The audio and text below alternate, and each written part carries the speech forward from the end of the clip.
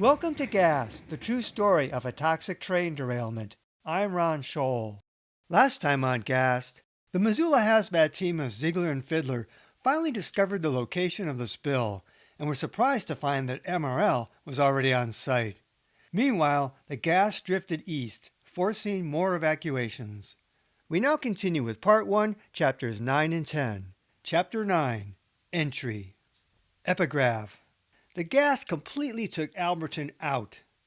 Tom Zeigler. Investigation. Sometime before Zeigler's planned entry with MRL, he took another quick look from across the river at mile marker 73. Zeigler videotaped a scene much different from a couple hours earlier. A wind had picked up, bows swinging, and the rising vapor around the wreck had dispersed. Surprisingly, MRL was already on site.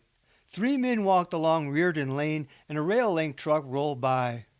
Most remarkable was that the men weren't using respirators. They're not in the proper clothing and we don't know who they are, Zeigler recalled. They're not in contact with us. Zeigler and Jess Mickelson both said the footage was shot before Zeigler went in with MRL. Mickelson, boy, within that first 4 or 5 hours, they were really doing their own thing and almost unreachable. Didn't want to play or interact with the rest of us. And that was a pretty scary thing. You got people in there that, for us, turned into a potential rescue. Zeigler later heard that MRL was anxious to salvage something. Come to find out they were aluminum bars, he said. Pure aluminum, which is at a very big demand at this time. They were worth $3 million, and someone was coming to get them. I looked at them and said, "You actually think someone's going to come in and pick those bars up? They're heavy, so heavy." They were afraid somebody was going to steal it, Zeigler said.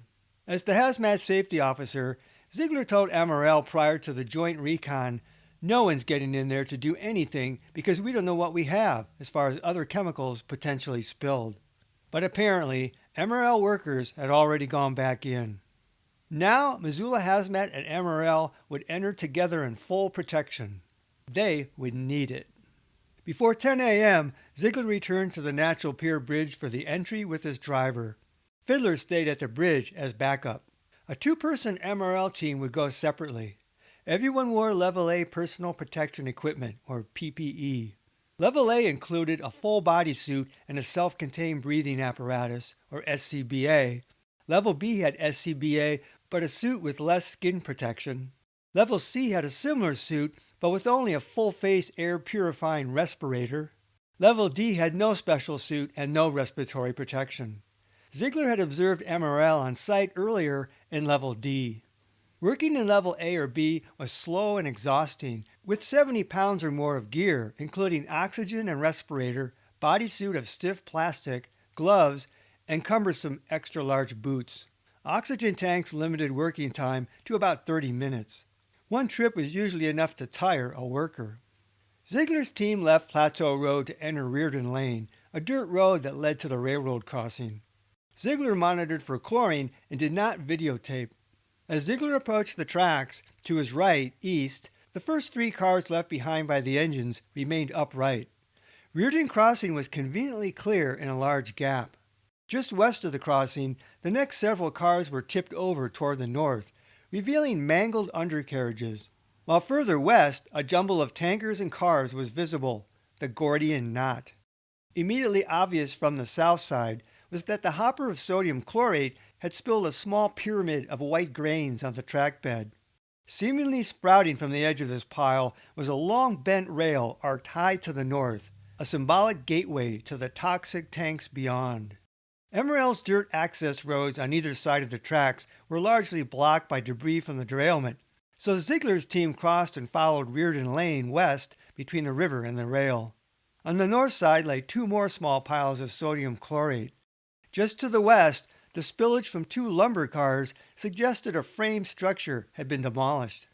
Next came a jackpot, the tipped contents of 2 open cars of aluminum bars. Further west, a few other cars lay off track.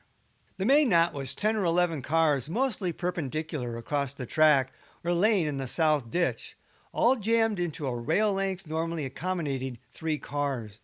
This, we were told, was a slow-speed derailment, Zeigler recalled, because they were having problems with the track, so they were not going at a real fast rate. Observing now, Zeigler thought, well, I'd like to see a fast one. Wow. In fact, the train had been running at normal speed, about 40 miles per hour. There was no slow order by MRL, as Zeigler recalled being told. The battered and dented tanks looked all the more impressive for their size, over 40 feet long and 10 feet in diameter. A few butt ends facing Zeigler had plowed deep into the dirt, half obscured, amid a landscape of noxious chemicals and burned vegetation. He took some photos, trying to note the tank and placard numbers. Power would need to be cut. Zeigler saw no broken wires, but lines were down and under tension across some cars, where he saw burn marks. Thank God, it seemed no flammable gases had leaked. For now, no vapor was visible, and Zeigler's chlorine monitor said all was safe.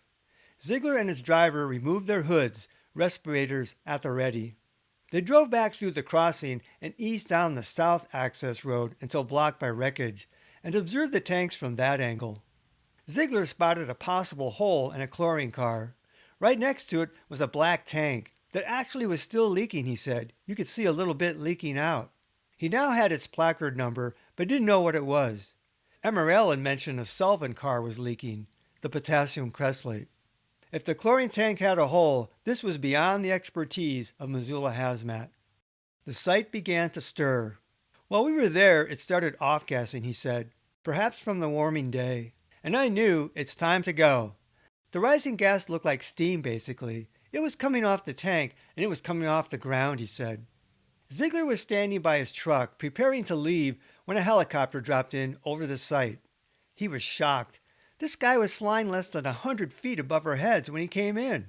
Zeigler barely had time to puzzle this when the chopper whipped up a whirlwind of dust and vapor.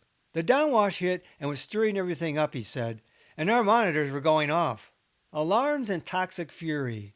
The hazmat log succinctly noted at 10:04 a.m., recon team exiting with bells going off. MRL people.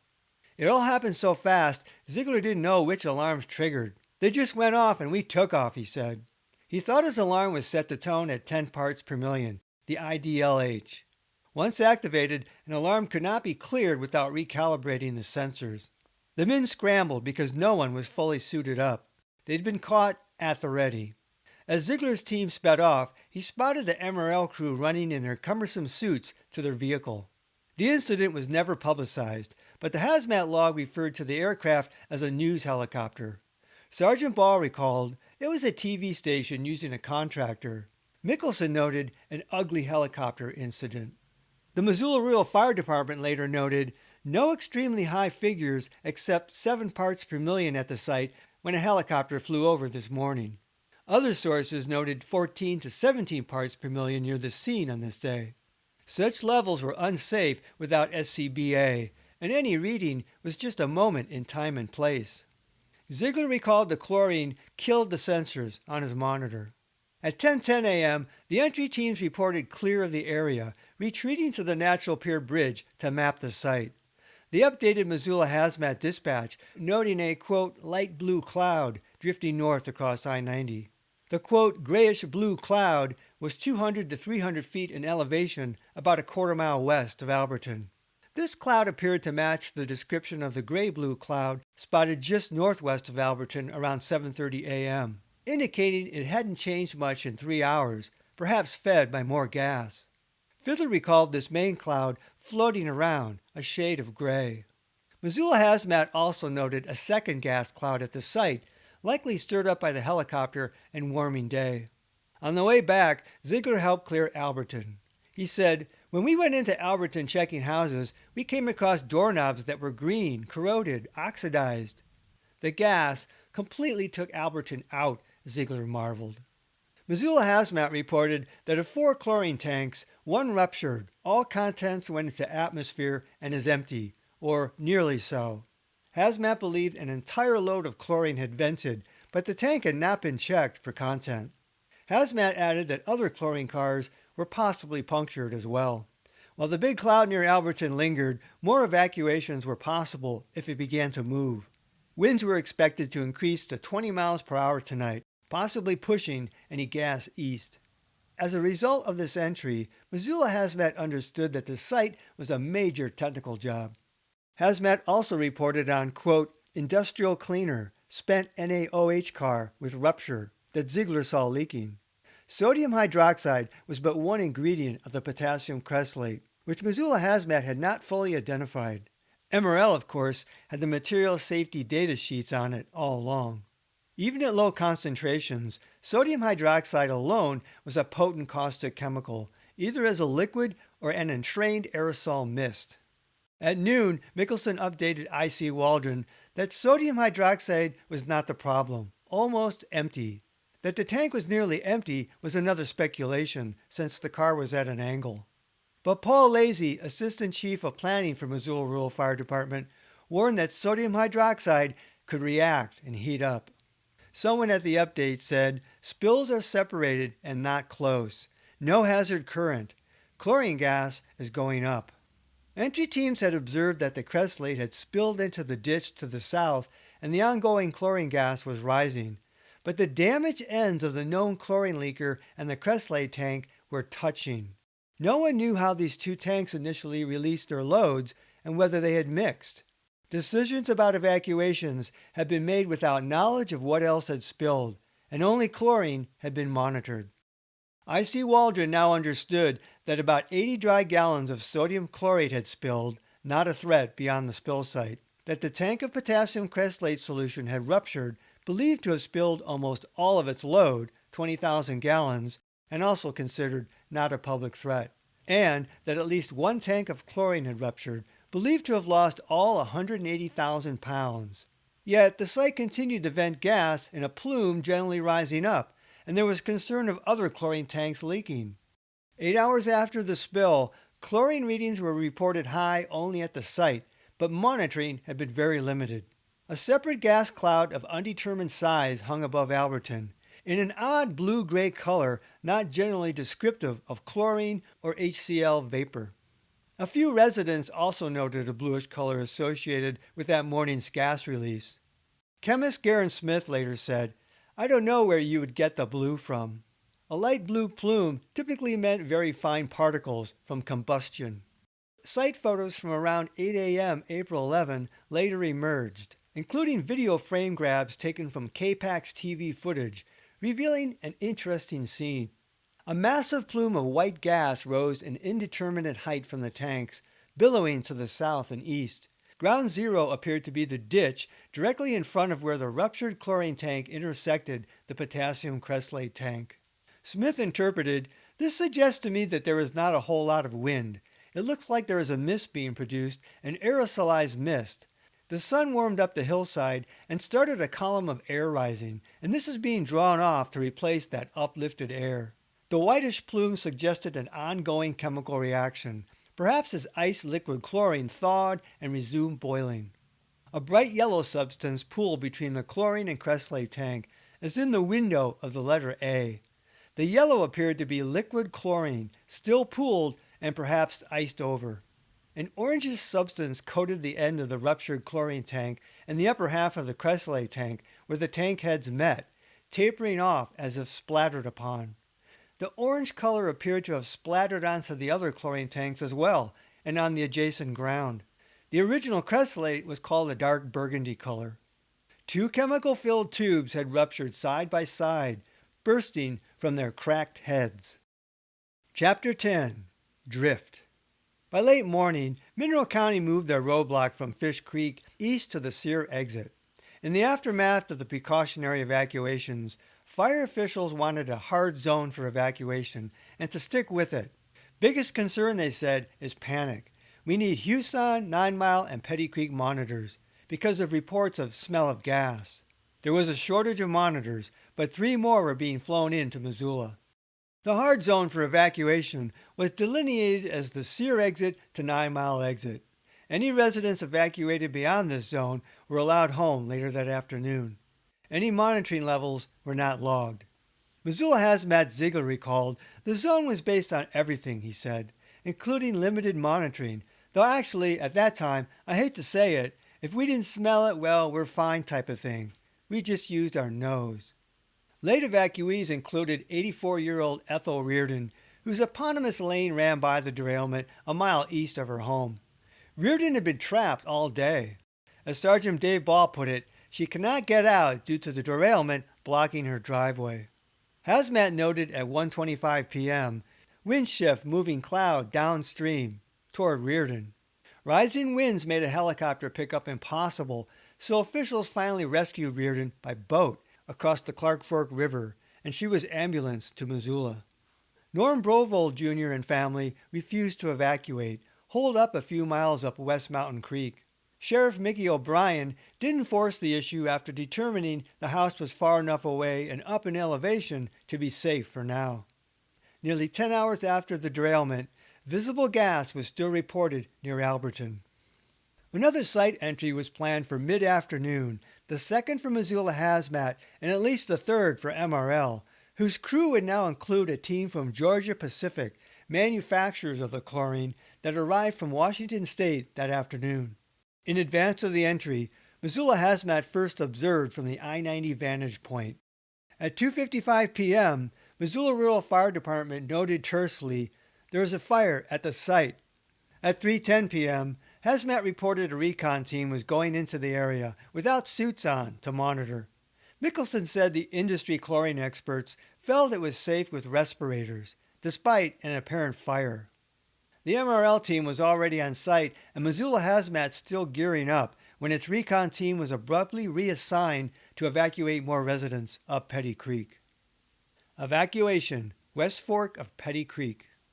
Complaints of odors and symptoms have been reported in the West Fork of Petty Creek since early morning. At 4:01 p.m., Missoula Hazmat now advised that an evacuation is mandatory for the West Fork, 12 hours after the derailment. Vic and Susan Stampley lived 1.5 miles up the West Fork. A 43-year-old psychotherapist on his day off, Stampley recalled, "I was woken at about 11 in the morning by the fire department knocking on the door. They said something about the spill. I was groggy. I think they said they were not evacuating, but they may. And I noticed I was already feeling kind of nauseous, actually, and it smelled like a heavily chlorinated indoor swimming pool. It had already seeped into the house." Stampley wasn't concerned at first, but then I got to thinking, he said, to be so heavy that it seeps into my house. As the day wore on, he felt increasingly nauseous and somewhat addled. My whole perception of the day was like this sort of semi-nauseous haze, he said. In hindsight, Stampley felt he should have been evacuated earlier. That's a lot of hours of respiratory exposure, he said. Stampley wasn't surprised that the gas arrived at the West Fork.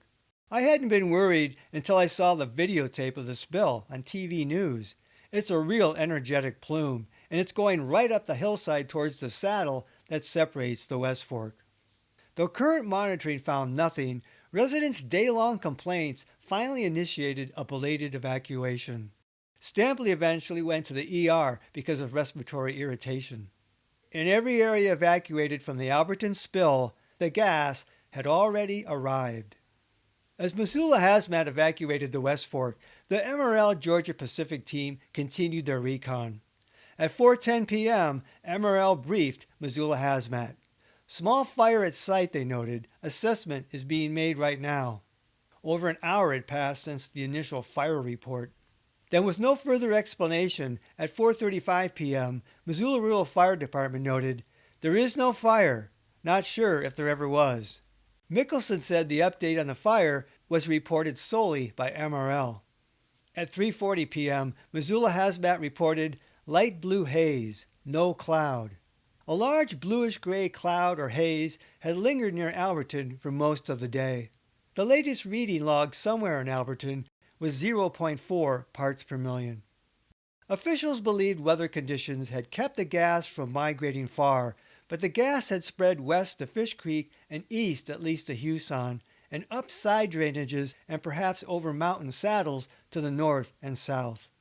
Even now, the site produced a fresh plume of gas. Next time on Gas, the true story of a toxic train derailment. In the aftermath of the toxic crisis of April 11, responders take a breath to assess the day, and we take pause to evaluate the response. Till then, this is Ron Scholl. Thanks for listening. This podcast is adapted from the book Gas, the true story of a toxic train derailment. Visit Amazon.com to see the 2-book series. To access support material in the book, such as maps, photos, illustrations, and video links, visit my Facebook page Gas, The True Story, or watch my Gas playlist on my YouTube channel at RL Scholl.